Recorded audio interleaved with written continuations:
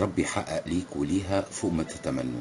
اللي هتشوفوه وتسمعوه اسمه أحمد علي، المهنة نقاش، السن 50 سنة، رقم تليفونه موجود في الفيديو. طلع في فيديو وبيقول: انا بشتغل نقاش وعندي 50 سنه وما اتجوزتش قبل كده، وبدور على زوجه صالحه. ما اتجوزتش لان ما كانش معايا فلوس، لحد دلوقتي ما معيش، مش هقدر اقدم لها اي فلوس، بس اقدم لها حاجات تانية: الحب، السعاده، الاحساس بالامان. عمر ما ازعلها، هقدرها.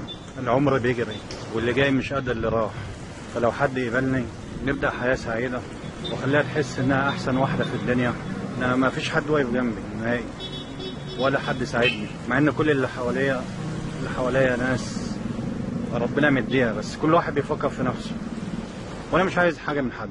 انا لقيت السن بيجري قلت اعمل كده.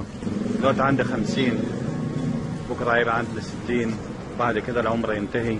فلو واحده قبلت عمرها ما هتندم، مش هتندم نهائي. وانا شايف ان الفلوس مش كل حاجه، هي كل حاجه في الزمن ده.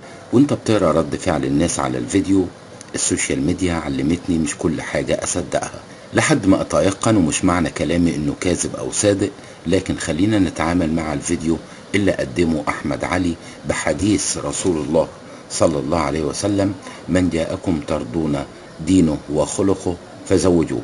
ولو حد من حضراتكم يقدر يساعده بعد ما يتيقن من ظروف أحمد علي، تليفونه موجود.